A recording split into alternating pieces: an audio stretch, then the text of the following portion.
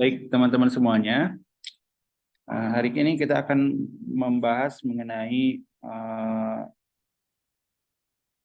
materi dari mata kuliah RPL perangkat lunak. Hari ini kita akan coba overview dulu. Apa sih yang dinamakan dengan perangkat lunak? Ya. Dan kenapa harus direkayasa? Pertanyaannya itu. Rekayasa perangkat lunak RPL. Apa yang kalian ketahui dari perangkat lunak? Coba, ada yang mau jawab nggak? Perangkat lunak apa?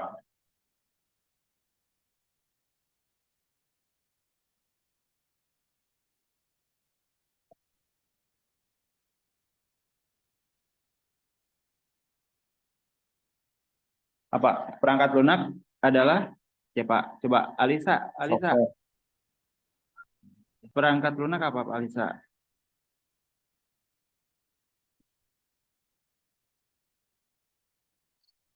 Alisa,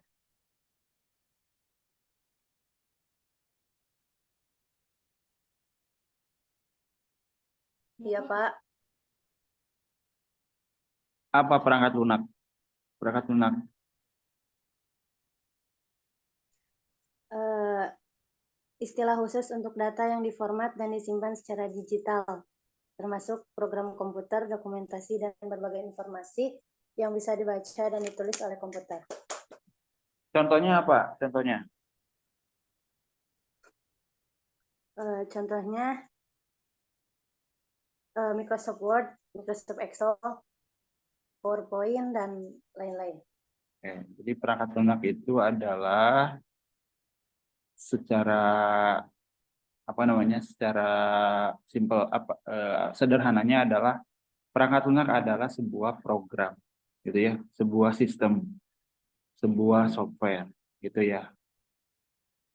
Definisi tadi mungkin menurut ahli siapa saya nggak tahu, apakah tadi Alisa searching dulu atau gimana gitu ya. Tapi tidak salah juga, benar gitu ya. Nah, sederhananya adalah perangkat lunak adalah sistem ya, berupa program komputer ya, baik itu bersifat desktop ataupun bersifat website atau bersifat mobile. Nah, kemudian direkayasa. Nah, pertanyaannya kenapa harus direkayasa? Nah, itu yang menjadi apa namanya pembahasan kita selama nanti 1 semester ke depan. Nah, konsep dari rekayasa perangkat lunak adalah bagaimana nanti apa yang kita lakukan, mulai dari apa namanya penerapan pendekatan sistematis, disiplin, dan terukur terhadap pengembangan, operasi, dan pemeliharaan perangkat lunak dan studi tentang pendekatan tersebut. Nah, yaitu penerapan teknik rekayasa terhadap perangkat. Nah, ini menurut IEEE, gitu ya, IEEE. Nah, jadi konsep dari perangkat lunak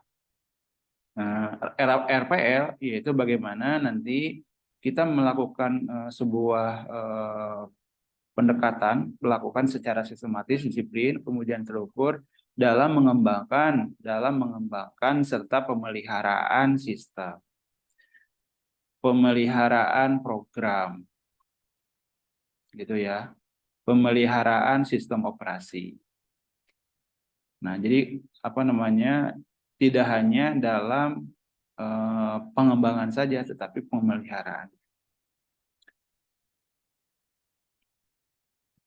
Nah, tadi yang saya tanyakan, perangkat lunak itu apa sih ke Alisa gitu.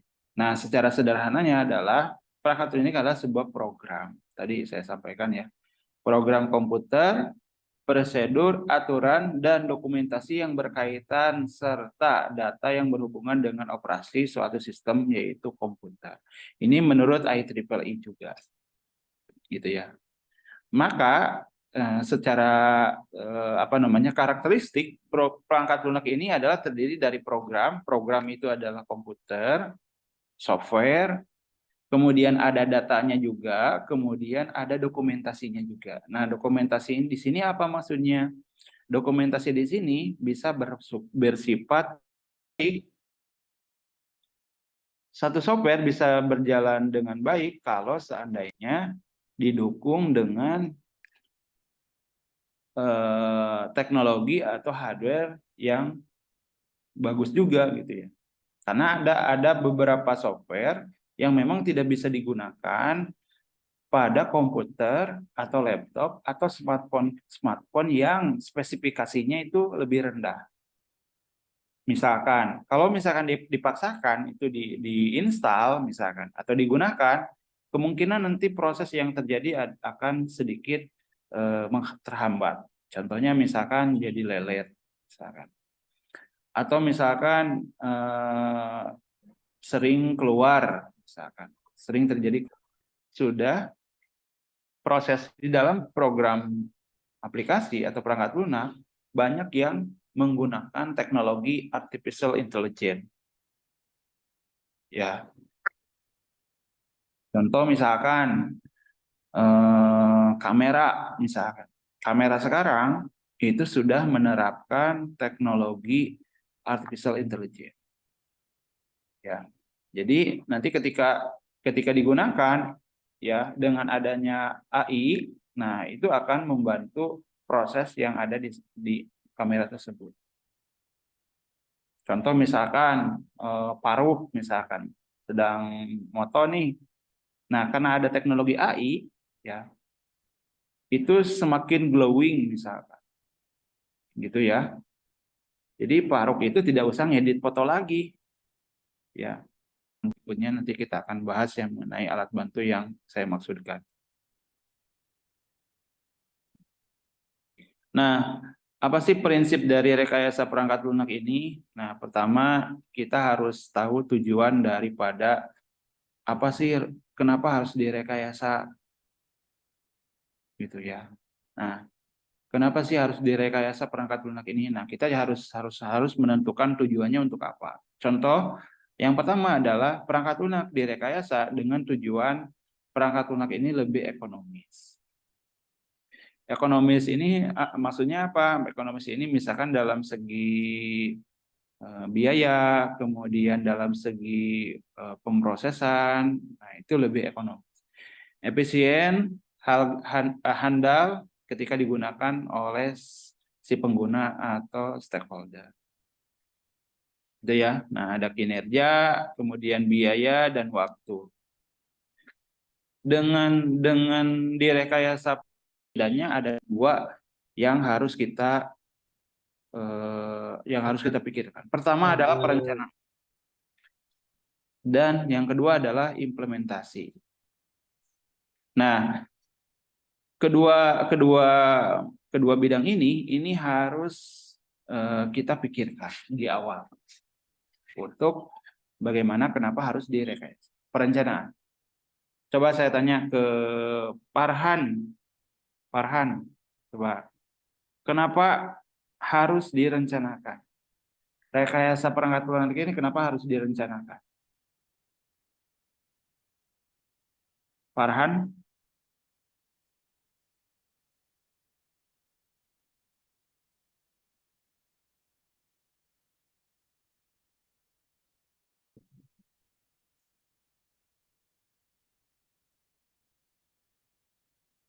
cek suara. Ada suaranya nggak? Mohon konfirmasi ya teman-teman. Suaranya ada nggak?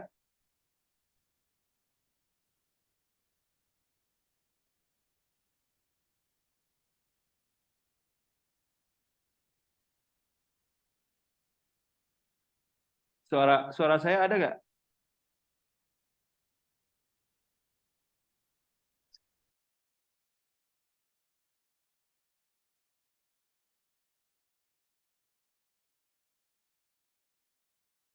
Cek.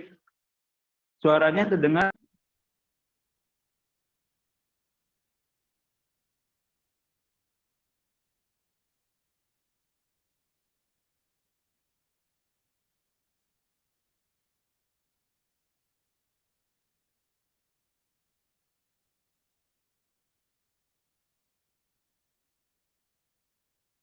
Halo, cek. Mohon kasih feedback ya. Suara saya terdengar atau belum?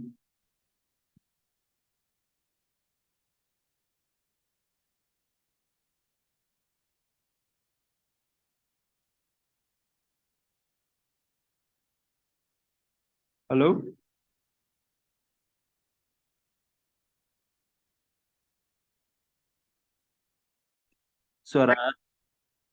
suara saya terdengar belum? Udah jelas, Pak. Oke. Mohon maaf. Sudah, Pak. Saya ganti jaringan dulu ya sebentar. Ini terputus-putus jaringan di sini. Oke. Lanjut ya. Coba tadi saya tanya ke Farhan. Farhan, kenapa dalam proses merekayasa perangkat lunak kenapa harus direncanakan?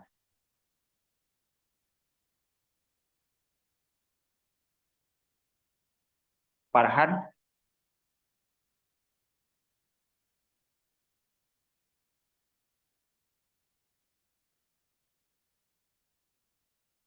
Farham ada suaranya? Ada, Pak. Ada. Yok, kenapa perlu direncanakan? Gak apa-apa, silakan. Jangan takut salah. Kenapa dalam merekayasa perangkat lunak harus direncanakan?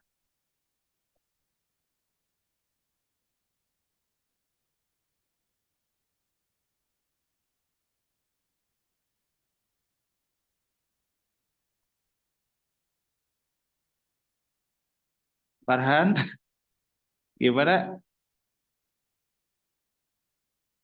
Sok, gak apa-apa, jangan takut salah. Apa?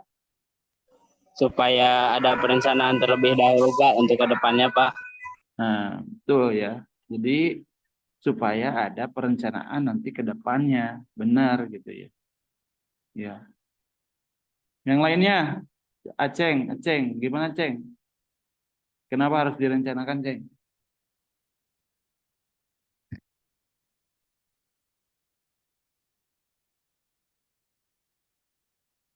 Aceng mana? Aceng, suaranya ada terdengar, Ceng?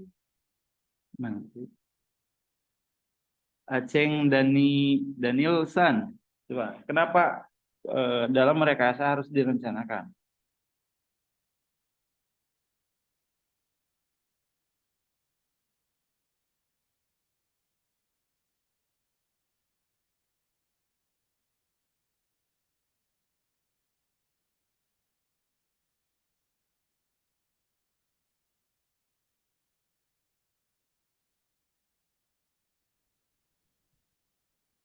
Ceng, halo Ceng.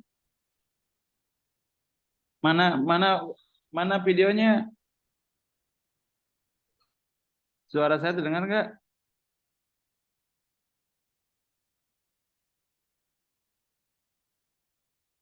Iya Pak, terdengar. Ya, gimana, Sob? Gimana, Sob? Santai aja.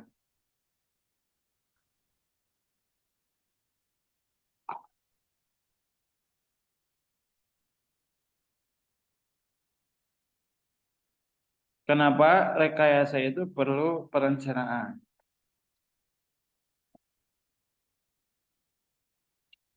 Gimana, Ceng?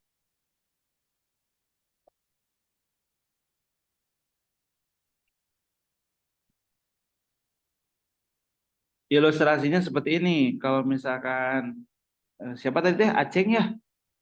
Aceng.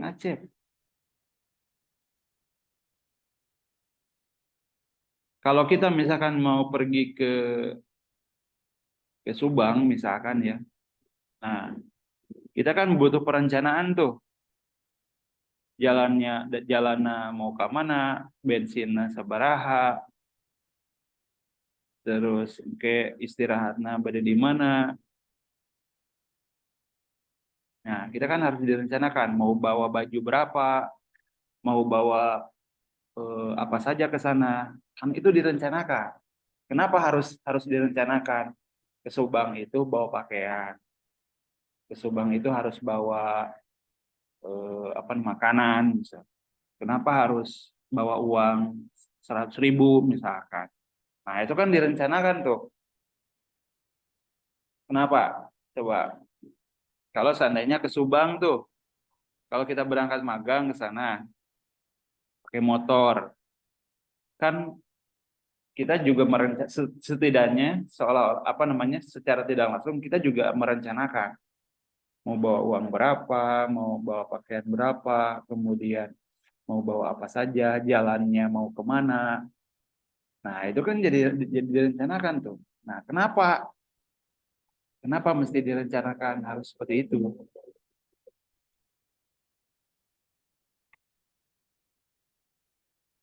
Coba saya lempar ke semuanya tuh.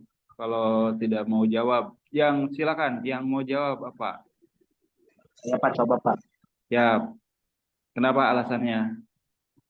Untuk memastikan Memastikan, berangkat berangkat rekayasa berjalan dengan baik. untuk memastikan bahwa merekayasa perangkat lunak berjalan dengan baik. Proyek pengembangan rekayasa ini. Nah, memastikan bahwa tujuan kita itu berhasil sesuai dengan rencana. Contoh lagi, di sana ada ilustrasi gambar bangunan ya. Ada nggak, kelihatan nggak Ada, Pak. gambar bangunan? Nah, kita bayangkan bahwa membuat perangkat lunak itu, mengembangkan perangkat lunak itu sama halnya dengan kita membangun sebuah rumah. Ya, diibaratkan mengembangkan perangkat lunak itu sama halnya dengan mengembangkan rumah. Yang tadinya rumahnya rumah kecil gitu, sekarang jadi rumah bertingkat, berlantai. Kita tidak mungkin tidak melakukan perencanaan. Kita tidak mungkin bikin rumah itu asal bikin rumah, gitu. Mulai aja dulu misalkan. Kita tidak mungkin melakukan seperti itu. Sama halnya ketika kita membuat sebuah perangkat lunak, mengembangkan perangkat lunak, kita tidak mungkin bikin aja dulu. Nah, tidak mungkin seperti itu. Kita perlu perencanaan. Bahkan kalau kalian tahu, bagian perencanaan ini memang ada divisi khusus kalau di bidang properti atau perumahan. Jadi ada bidang perencanaan. Nah, kenapa ini sangat penting? Karena untuk memastikan kualitas dari rumah dan hasil yang akan diperoleh itu baik sesuai dengan apa yang kita rencanakan. Contohnya, kita mau buat rumah 2 lantai misalkan. Mau bikin rumah 2 lantai, gambarnya sudah ada. Kemudian target yang diselesaikan berapa lama. Nah, kita harus tentukan tuh. Selesainya mau kapan? Tukangnya mau berapa? Karena misalkan harus selesai dalam waktu 3 bulan, kira-kira perlu berapa pekerja atau tukang yang bekerja dalam membuat rumah ini. Kita harus tentukan tuh. Bahannya berapa, semennya berapa, kentengnya berapa, besinya berapa, bambunya berapa. Nah, kita harus tentukan sampai arah ke sana gitu. Supaya apa? Yang pertama, supaya tidak produksi atau misalkan pembuatan rumah sesuai dengan jadwal. Yang kedua adalah tadi kan ada biaya tuh. Ada biaya. Kalau seandainya dalam waktu 3 bulan waktunya molor misalkan, atau ada perpanjangan, artinya biaya di sini akan bertambah. Gitu ya. Maka harus kita tentukan.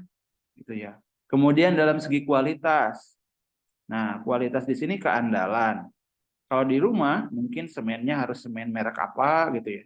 Komposisi cornya harus perbandingannya berapa misalkan antara pasir kemudian semen ataupun yang lainnya. Kemudian spesifikasi rumahnya mau seperti apa supaya nanti ada keandalan. Nah, perangkat lunak pun ketika dikembangkan itu harus direncanakan. Harus direncanakan. Siapa yang melakukan programming, siapa yang melakukan analisis, siapa yang melakukan desain misalkan. siapa yang melakukan survei, misalkan analisis. Nah, kita harus tentukan. Termasuk jumlah orang-orangnya. Orang-orang yang terlibat dalam pengembangan perangkat lunak ini siapa saja. Nah, kita harus tentukan. Nah, itu nanti akan berefek pada biaya juga. Gitu ya. Jadi jangan asal buat gitu. Maka harus diperencanakan. Yang kedua adalah implementasi. Ya. Jadi implementasi ini penting gitu ya. Di samping perencanaan yang sudah kita buat, kemudian implementasinya kayak gimana? Nah, implementasi ini kalau di harus dalam membuat rumah, ya nanti implementasinya mau seperti apa? Orangnya punya kapasitas atau belum, misalkan. Atau misalkan di tengah jalan, misalkan ada yang sakit, kemudian misalkan ada yang mundur, misalkan berhenti kerjanya. Nah, kita harus siasati itu pada saat implementasi. Nah, siasatinya gimana? Nah, otomatis kalau misalkan tukang yang kerja itu misalkan berhenti, nah nanti akan menghambat terhadap proses implementasi. Yang tadinya 3 bulan, kalau misalkan karyawannya yang kerjanya misalkan ada yang mundur, beberapa misalkan jadi molor, jadi sampai 4 bulan. Akhirnya ada biaya lagi. Nah, ini harus kita pikirkan dalam implementasi ini. Contoh misalkan seperti ini, di dalam proses pembuatan atau pengembangan perangkat lunak, kita sudah menentukan sesuai dengan perencanaan. Programmernya misalkan ada 3 orang misalkan. Ternyata yang 3 orang itu, 1 orang misalkan memutuskan untuk berhenti. Nah, ada dua programmer misalkan yang bekerja. Nah, kalau dikerjakan hanya 2 orang programmer, artinya ini akan menghambat waktu. Nah, kemudian supaya ini berjalan dengan baik gimana? Nah, perlu misalkan ada penambahan programmer tambahan. Nah, di dalam penambahan programmer tersebut, nah belum tentu si programmer tersebut bisa menyesuaikan ritme pekerjaan yang sudah dilakukan. Karena stylenya mungkin berbeda. Nah, bagian tukang pun sama, belum tentu mereka siap dengan pekerjaan yang dilakukan. Nah, ini juga perlu kita siasati. Ya, maka perencanaan dan implementasi ini adalah bagian yang terpenting di dalam pengembangan perangkat lunak. Ya, agar apa? Agar prosesnya berjalan dengan lancar, dengan baik, sesuai dengan yang diharapkan. Seperti itu, ya. Nah, pengembangan perangkat lunak yang ruang lingkupnya yang cukup besar, nah ini tidak mungkin dikerjakan oleh beberapa orang saja atau 1 orang saja. Nah, ini perlu dikerjakan oleh banyak orang. Nah, maka dibutuhkanlah kerja tim yang sangat baik agar bisa berjalan sesuai dengan rencana. Ya. Nah, karena perangkat lunak ini tadi ya dalam proses rekayasa ini jangan misalkan ujug-ujug bikin, harus ada perencanaan dan implementasi ya. Karena ini cakupannya, ruang lingkupnya ini skala besar. Jadi karena skala besar ini tidak mungkin dikerjakan dengan cara-cara yang tradisional. Contoh seperti ini, kita buat perangkat lunak. Nah, ketika ada pengembangan, ya, maka perangkat lunak ini harus bisa dikembangkan, bukan dibikin dari awal. Jadi gambarannya seperti itu. Jadi teman-teman memikirkan rekayasa perangkat lunak ini, mengembangkan perangkat lunak ini, jangan berpikiran skala kecil, jangan berpikiran asal bikin aja. Karena suatu saat perangkat lunak ini harus dikembangkan. Karena ada tadi teknologi baru, kemudian ada aturan baru, kemudian ada kebijakan baru. Nah, maka perangkat lunak ini wajib dikembangkan. Nah, dikembangkan ini ya, kenapa saya itu orientasinya harus cakupannya luas, karena supaya bisa dikembangkan. Supaya dikembangkan oleh siapa? Oleh si pengembang. Jadi jangan sampai nanti misalkan yang pertama buat perangkat lunak ini adalah saya. Kemudian saya sudah tidak kerja lagi di sana. Nah, artinya perangkat lunak itu harus bisa dikerjakan oleh yang menggunakan perangkat lunak setelah saya gitu.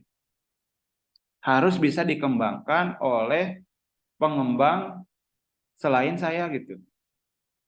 Nah, maka ini orientasinya memang harus jelas. Maka harus adanya dokumentasi supaya apa? Supaya tim pengembang, tim perencanaan itu bisa membaca, bisa mempelajari dokumentasi dari perangkat lunak tersebut.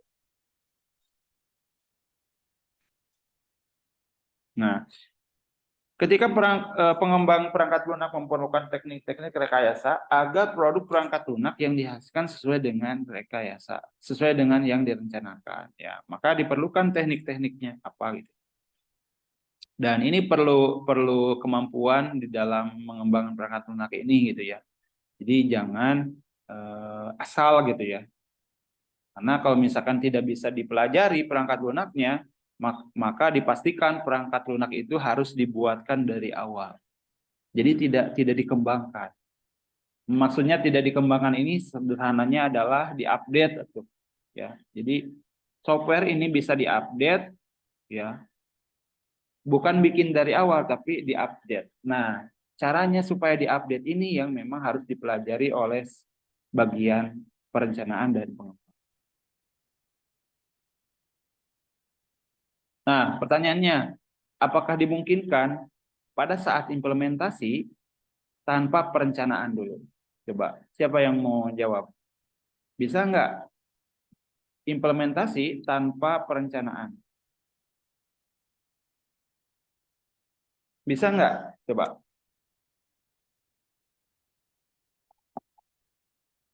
Enggak, Pak. Nggak, kebaru. Oke, yang lainnya ada yang sepakat atau ada yang tidak? Sepakat, Pak. Tidak bisa. Saya mungkin Pak. Nah, ini sebetulnya plus minus gitu ya. Implementasi tanpa perencanaan, nah kita tidak akan menghasilkan kualitas dari produk atau software itu, memastikan kualitasnya baik. Begitupun tadi diilustrasikan dengan bikin rumah. Tanpa perencanaan tuh, asal bikin rumah, sebetulnya rumahnya bisa aja jadi. Rumahnya bisa aja berdiri gitu ya. Tapi karena tidak adanya perencanaan, nah itu yang apa namanya, yang hasilnya itu nanti apa namanya, tidak berorientasi kepada hasil yang direncanakan. Gitu. Maka sebetulnya tidak mungkin gitu ya, tidak mungkin implementasi tanpa perencanaan. Tapi kalau misalkan dipaksakan implementasi tanpa perencanaan, ya itu tidak ada tujuan gitu. Misalkan bisa aja kan, misalkan yang tadinya misalkan dalam rumah itu ada 2 kamar misalkan, tiba-tiba di perjalanan pengen jadi 3, bisa aja seperti itu gitu ya, dipaksakan. Tapi nanti kualitasnya itu tidak ada gitu, kurang gitu ya. Atau dalam perangkat lunak ya, kita tidak tahu tuh apa namanya, rencana awal implementasi langsung tanpa perencanaan, kita tidak tahu tuh si di tengah jalan ada kebijakan baru tuh, ternyata menu A atau teknologi A, modul A atau sistem A ini tidak digunakan. Nah, bisa aja kan dihapus. Tapi itu akan mempengaruhi dari waktu, biaya, dan kinerja. Maka perencanaan ini penting sebelum implementasi. Nah, kalau hanya implementasi, kita tidak memiliki dokumentasi. Dipastikan tidak memiliki dokumentasi. Asal bikin aja gitu. Nah, akhirnya ketika nanti ada pengembangan sistem, pengembangan yang baru, merekayasa lagi 2 tahun atau 10 tahun ke depan, tidak, pengembang dan perencana tidak memiliki gambaran. Karena apa? Karena dibikinnya langsung aja implementasi tanpa perencanaan. Nah, itu yang apa namanya yang sering terjadi. Contoh misalkan seperti ini. Ini sering kejadian. Di dalam sebuah instalasi listrik misalkan ya, katakanlah listrik, jaringan listrik PLN di sebuah gedung misalkan ya. Implementasi aja misalkan ya. Bikin aja gitu tanpa perencanaan. Ketika nanti mau menambah gedung atau misalkan terjadi konsleting listrik, nah itu kita akan sulit dalam menyelesaikan permasalahan konsleting listrik tersebut. Kenapa? Karena tidak adanya perencanaan. Terus dikerjakannya oleh orang lain yang bukan orang yang pertama kali membuat.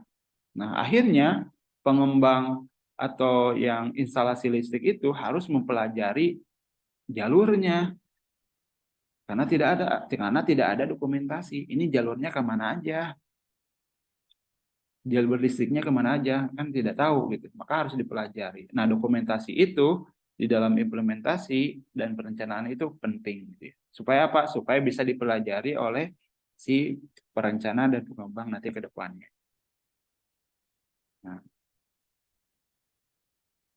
Nah, ada beberapa teknik di dalam merekayasa perangkat lunak ya.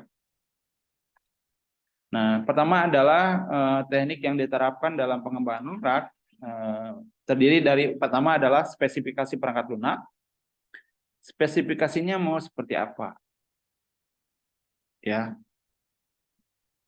Nah, ini di bagian perencanaan. Kemudian pengembangan perangkat lunak nanti ke depannya seperti apa?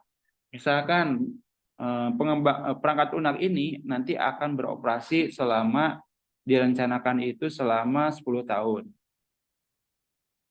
2 tahun pertama itu mengerjakan apa dulu? Nah, baru 2 tahun berikutnya kita mengerjakan apa dulu? Nah, sampai ke tahun ke-10 gitu. Nah, kita harus punya rencana seperti itu. Fase A, fase B, fase C, gitu. Pengembangan 1, pengembangan 2, pengembangan 3. Nah, seperti itu.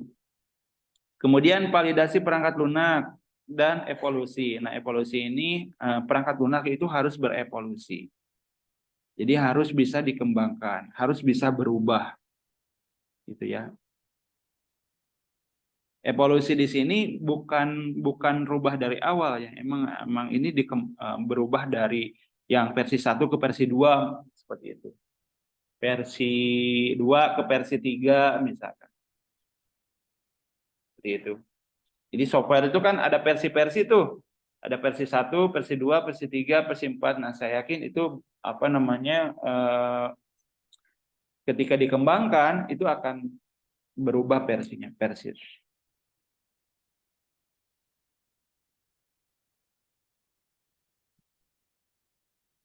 Nah, cakupan di dalam RPL, rekayasa perangkat lunak, ada 3. Pertama ada proses, produk, dan manajemen. Nah, proses di sini terdiri dari tahapan awal, tadi spesifikasi sampai dengan evolusi.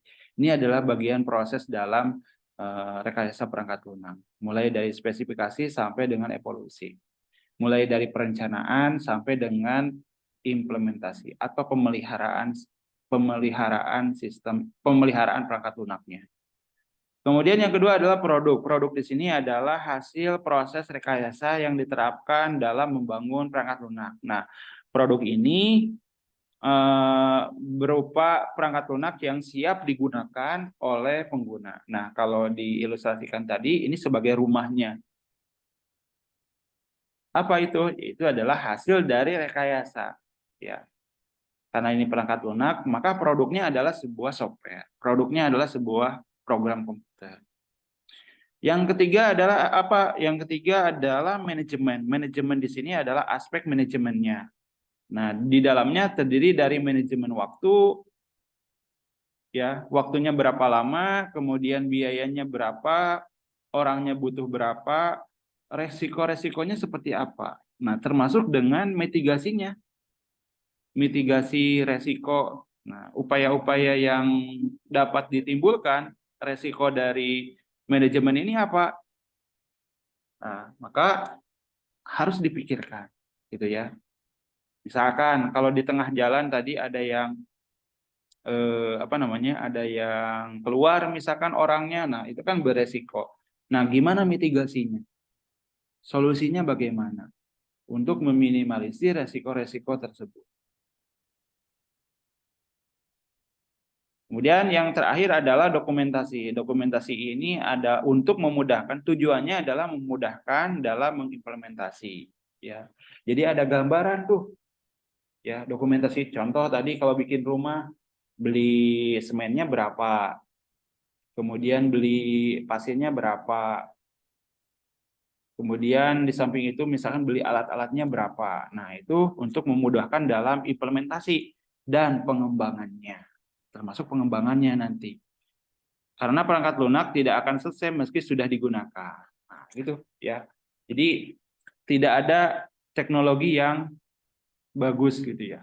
Selalu ada perubahan, selalu ada evolusi. Coba bayangkan teman-teman semua. Dari semenjak adanya Android misalkan ya. Dulu misalkan versi 1, misalkan sekarang itu sudah versi yang lebih bagus. Ketika kita mengatakan bahwa versi 1 itu adalah yang terbaik, maka hari ini tuh ada yang lebih terbaik gitu. Dan ini tidak ada batasnya kalau saya sampaikan gitu. Menurut saya ini teknologi ini tidak ada batasan. Ya, tidak ada software yang paling canggih. Ya. Hari ini dulu misalkan Google itu adalah teknologi yang sangat luar biasa. Apa yang kita inginkan, apa yang akan kita cari, Google bisa memberikan jawaban. Google bisa memberikan informasi. Nah, tetapi hari ini ada yang dinamakan dengan artificial intelligence. Kalau dulu di Google itu kita mau mencari sesuatu itu dihadapkan dengan berbagai pilihan. Pilihannya apa? Kita bisa melihat informasi yang ada di web mana, di web 1, web 2, web 3, web 4, ada pilihan webnya di sana. Kalau nggak ada di halaman pertama, di halaman kedua bisa nyari. Itu teknologi Google. Hari ini ada yang dinamakan dengan ChatGPT misalkan. ChatGPT itu lebih spesifik dibandingkan dari teknologi Google. Coba bayangkan, apa yang kita inginkan, ChatGPT bisa memberikan informasi langsung mengarah gitu ya, tanpa kita searching di Google. Kalau di Google kan masih ada pilihan tuh, bisa nyari dari web mana gitu. Kalau ChatGPT kita langsung diberikan informasi. Cara promosi produk, nah ChatGPT itu memberikan pilihan, memberikan informasi. Nah seperti itu. Ya, jadi teknologi ini semakin berkembang ya. Saya tidak tahu nanti kedepannya akan seperti apa. Tapi dengan adanya pengembangan AI, artificial intelligence, kecerdasan buatan sudah ditanamkan dalam perangkat lunak. Nah ini sangat membantu sekali. Gitu. Sangat membantu sekali. Contoh misalkan di dalam proses editing aja, proses editing dari sebuah foto. Dulu kalau mau menghapus foto itu harus pakai software Adobe Photoshop misalkan. Nah, tapi dengan teknologi artificial intelligence, sistem bisa menghapus background secara otomatis misalkan. Tanpa kita intrusikan. Saya juga agak apa namanya agak kaget dan dimudahkan juga di waktu-waktu tertentu gitu ya dengan hadirnya AI tersebut. Gitu. Nah itu yang harus kita siasati, ya harus kita pikirkan gitu ya. Karena dengan apa namanya, dengan teknologi perangkat lunak yang semakin canggih, itu nanti akan memudahkan proses pekerjaan kita. Nah, agar nanti perangkat lunak, sekali lagi ya, agar nanti bisa dikembangkan, maka dokumentasi ini sangat penting ya.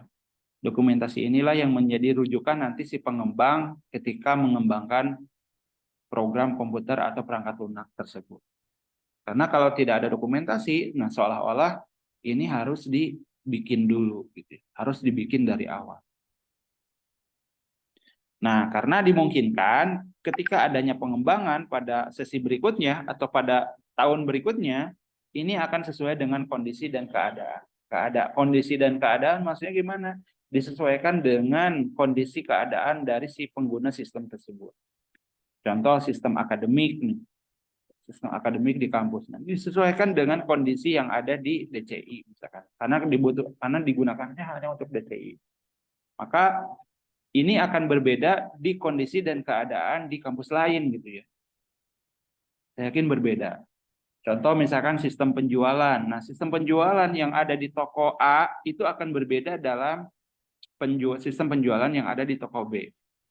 Nah, dokumentasi itu maksudnya sangat penting adalah supaya bisa meneruskan, supaya bisa mengembangkan sesuai dengan kondisi tersebut.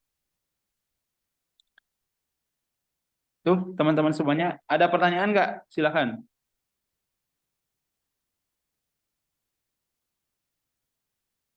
Ada pertanyaan nggak? Sebelum saya lanjutkan. Silakan.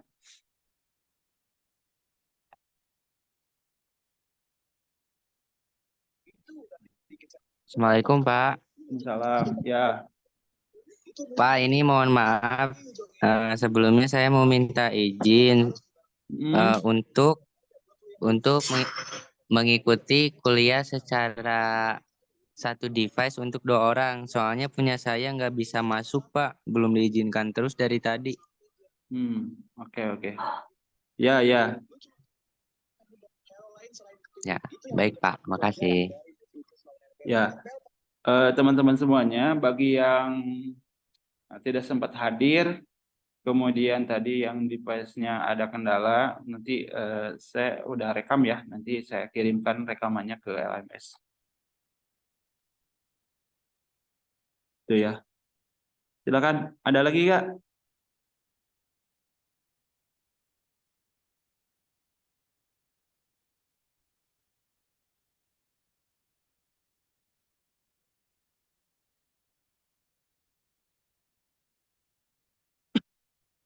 Sampai pukul berapa kita hari ini?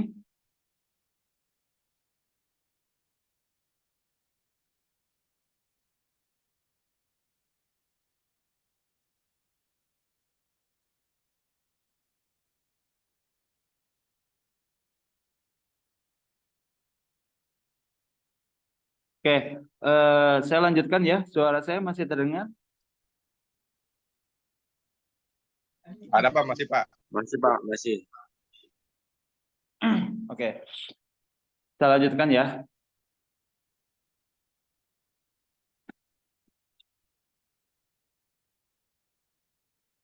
Nah, perkembangan dari perangkat lunak ya hari ini itu sangat dipengaruhi gitu ya, sangat mempengaruhi dalam berbagai sektor. Salah satunya adalah perekonomian.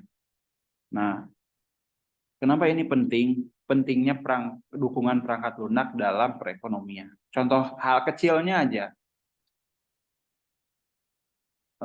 Di dalam misalkan kita seolah-olah kita memiliki toko misalkan atau kafe misalkan atau restoran lah. Nah, dengan adanya perangkat lunak yang diterapkan di dalam kafe tersebut atau restoran tersebut, kita bisa mengelola atau memantau transaksi yang dikelola oleh si pemilik kafe misalkan. Kenapa? Karena dengan adanya perangkat lunak, kita bisa melakukan pencatatan keuangan. bisa mengelola arus kas gitu, arus masuk kas masuk kas keluar, bisa mengelola keuangan penggajian dengan cara otomatis. Bahkan dalam mengelola transaksi, misalkan transaksi penjualan.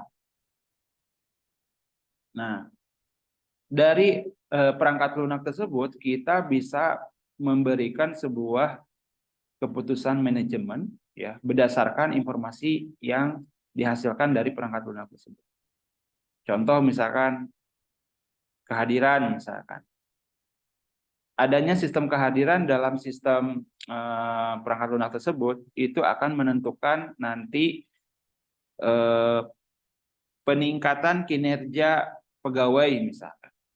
Karena misalkan sering rajin, misalkan rajin masuknya, maka nanti ada kebijakan menambahkan tunjangan kinerja. Terus misalkan transaksi penjualan itu meningkat. Nah, maka kita dari data transaksi penjualan tersebut kita bisa menghasilkan sebuah laporan grafik misalkan. Jadi tiap bulannya kita tahu, tiap bulannya kita naik atau tidak, atau ada penurunan, atau ada peningkatan. Nah, kalau tidak dicatat transaksi tersebut, kita tidak tahu tuh. Kita mengalami kenaikan dan penurunan pun kita tidak tahu. Kemudian misalkan ketika misalkan transaksi kita sudah bagus, kemudian ada upaya, ada peluang untuk membuka cabang misalkan. Nah, kita bisa menentukan kapan kita harus membuat cabang baru. Di mana tempat yang layak untuk kita membuka cabang baru. Alasannya apa? Ada yang tahu nggak? Silakan. Ada yang menjawab nggak? Kenapa sistem informasi bisa menentukan kapan kita membuka cabang dan di mana tempat yang layak untuk membuat cabang KP tersebut? Ada yang tahu nggak gimana? Silakan.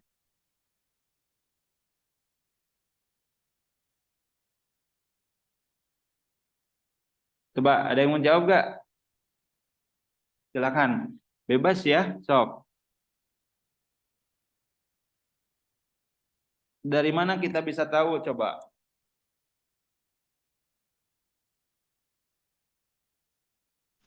Cabang apa dulu, Pak?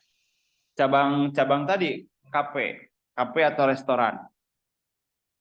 Atau misalkan cabang apapun lah terserah. Tapi si perusahaan tersebut sudah menerapkan perangkat lunak misalnya, sistem. Atau misalkan minimarket lah, contoh minimarket aja. Yang paling yang paling banyak tuh di jalan-jalan. Nah, kenapa? Atau misalkan jangan minimarket atau usaha-usaha yang lain misalkan yang memang sudah menerapkan perangkat lunak.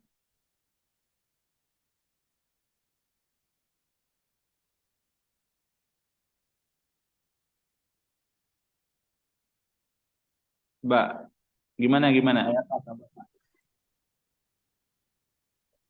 Ya, Pak.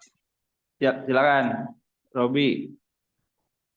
Karena sistem informasi dapat mengumpulkan, memproses,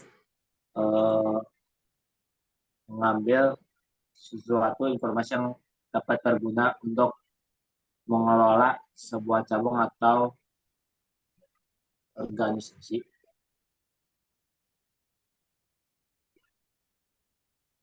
Gimana? Aduh, lup nih suaranya. Bisa memproses apa? Bisa memproses sistem informasi dapat memproses, mengelola dan mengumpulkan suatu informasi yang berguna untuk membuat sebuah cabang atau organisasi. Ada proses yang dapat dimanfaatkan oleh si pengguna perangkat lunak untuk membuat cabang. Nah, proses tersebut Contohnya apa? mengelola data, Mengolah data, data apa? data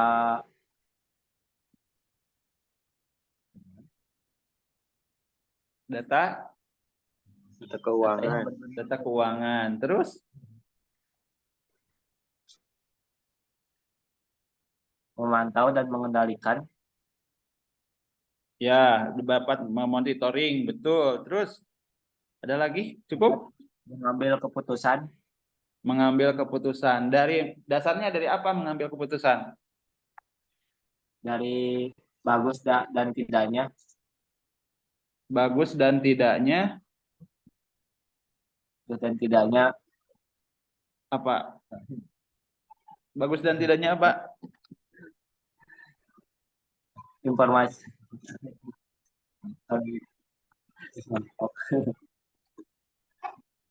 Oke. Intinya tadi sudah cukup bagus ya. Jadi intinya si perangkat lunak ini dapat memberikan keputusan berdasarkan data yang diperoleh dari perangkat tersebut, dari proses yang dilakukan oleh perangkat tersebut. Nah, contohnya seperti ini. Kalau kita mau bikin usaha, contoh nih, belum menerapkan perangkat lunak nih. Ini ada sebuah tukang bakso lah misalkan. Mau bikin cabang misalkan.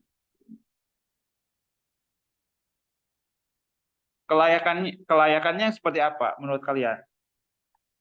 Kalau belum menerapkan perangkat lunak nih, si tukang bakso ini. Tukang bakso ini penjualannya cukup besar gitu ya. Banyak yang beli, selalu ngantri. Maka akhirnya si pemilik bakso itu merencanakan untuk membuat cabang di wilayah tertentu. Nah, menurut kalian nih, kelayakan apa yang menentukan bahwa si tukang bakso ini harus buka cabang di kota A atau di daerah A atau di kampung A? Apa syaratnya atau apa kelayakannya? Kenapa harus bikin cabang di wilayah A misalkan?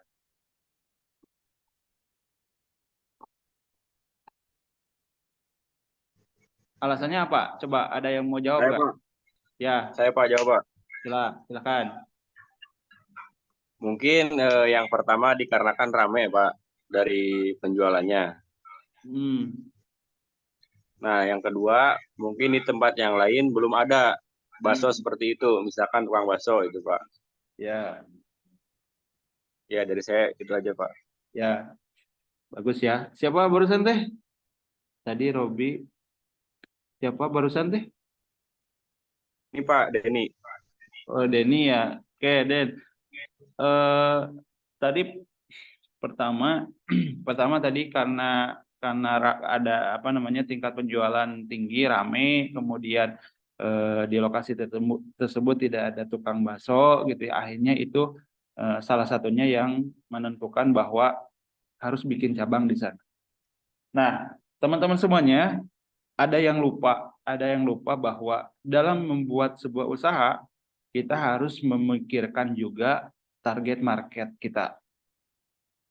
Target market kita siapa? Ya pembeli bakso. Nah, maksud saya adalah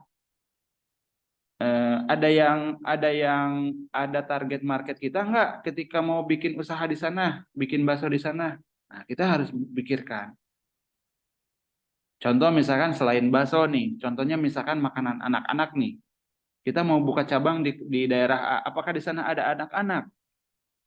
Nah, itu yang harus kita pikirkan. Apakah di sana ada yang suka terhadap bakso?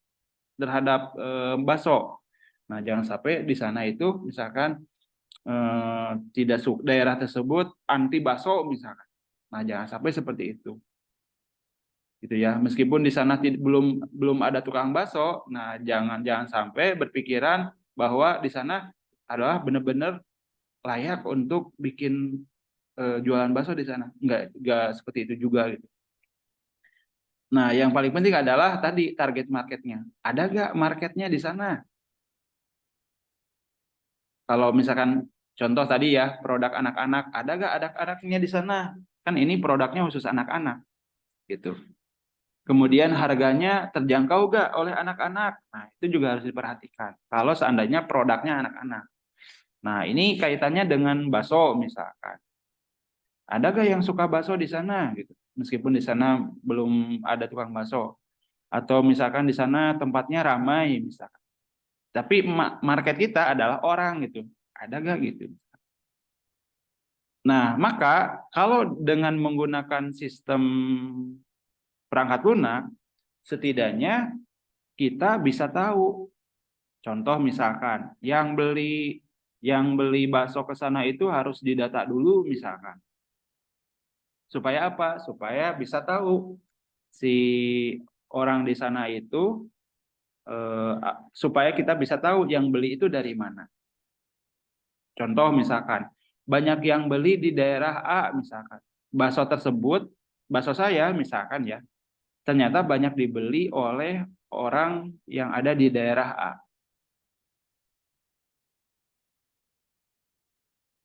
Bakso saya misalkan dalam setiap bulannya itu banyak dibeli oleh orang yang ada di daerah Susukan, misalnya, Susukan Girang. Nah, maka itu kan prospek tuh. Yang pertama kali, kalau misalkan mau bikin cabang, itu harusnya di daerah Susukan Girang dulu, misalnya. Daerah Susukan, misalnya. Daerah A. Karena apa? Karena marketnya ada di sana, gitu. Contoh misalkan gini, ternyata bakso saya itu ketika dilihat di daftar transaksi banyak dibeli oleh orang Cipatujah misalkan, atau banyak dibeli oleh daerah Pangandaran. Maka yang prospek pertama, daerah mana yang harus saya buka cabang adalah di daerah Pangandaran. Kenapa? Karena di Pangandaran banyak market kita. Nah, sistem yang dengan sistem informasi atau perangkat lunak itu bisa menghasilkan keputusan sampai ke arah sana.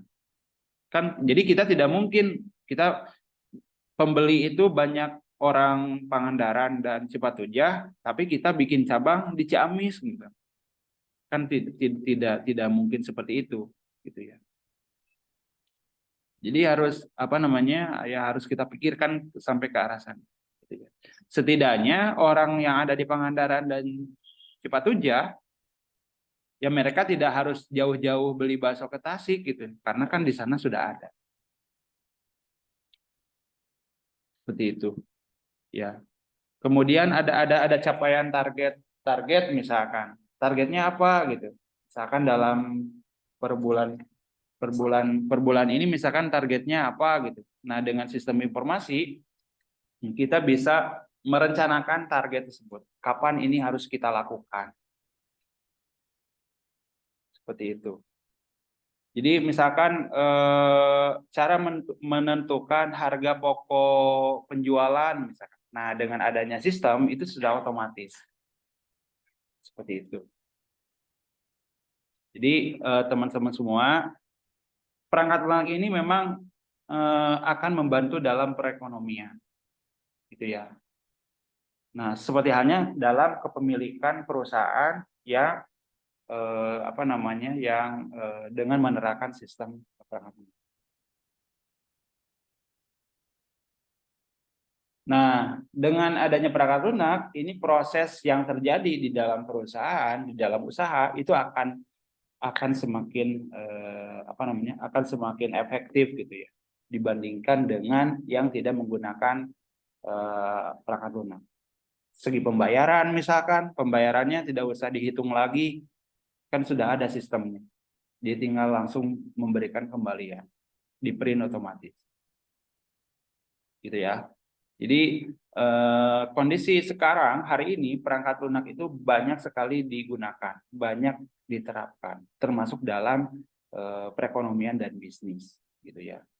Nah, sampai ke arah tadi memberikan sebuah keputusan, memberikan sebuah keputusan manajemen yang kira-kira dapat membantu dalam pertumbuhan perekonomian atau misalkan pertumbuhan dari perusahaan tersebut. Seperti itu, ya. Teman-teman semuanya, saya kira waktunya sudah habis ya. Silakan, ada yang mau ditanyakan nggak? Terakhir, coba.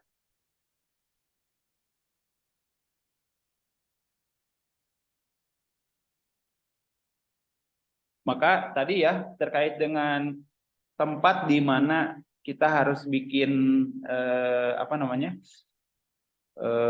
tempat di mana kita harus bikin cabang, artinya nanti di perangkat lunak atau sistem tersebut ada data pelanggan tuh.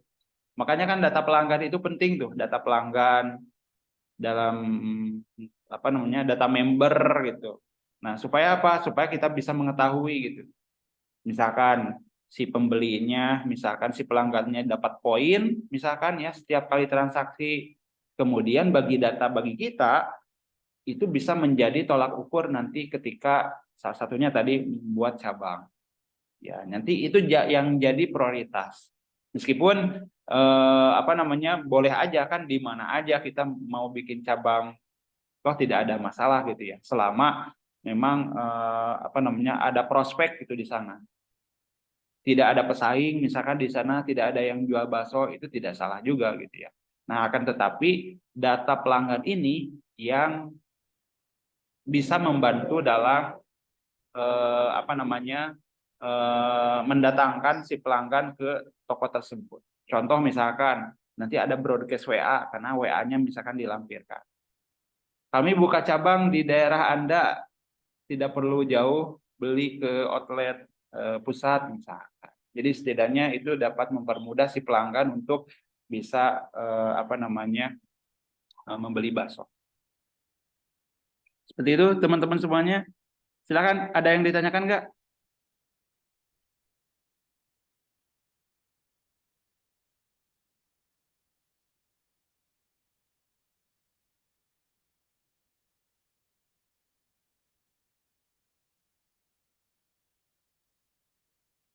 Silakan, ada yang ditanyakan nggak? Atau cukup? Nggak ada Pak, cukup. Terima kasih. Teman-teman semuanya, PDF saya nanti akan lampirkan di LMS berikut dengan rekamannya ya. Mohon nanti disimak kembali dan dipelajari lagi. Saya harapkan ini presentasinya masih ada banyak gitu ya. Diharapkan teman-teman bisa mempelajari secara mandiri dan nanti ditanyakan. Ya, ditanyakan, selalu ditanyakan kalau tidak paham. Jadi teman-teman supaya tidak ada alasan bahwa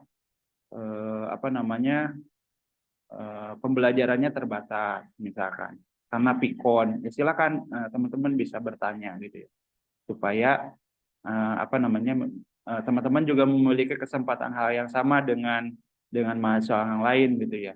Teman-teman ya dengan cara apa? Dengan cara belajar mandiri dulu, baru kalau ada yang tidak paham maksudnya boleh ditanya. Dan saya harapkan seperti itu gitu ya.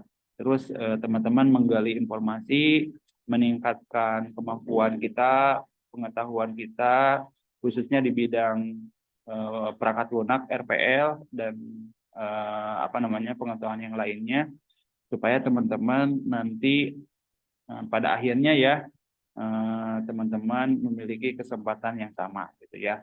Sama-sama bisa sama-sama memiliki hak yang sama dalam belajar di perkuliahan ini. Itu saja teman-teman yang bisa disampaikan. Mohon maaf bila ada kekurangannya.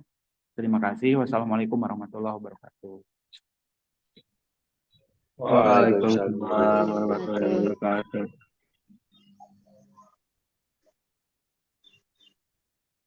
Absen.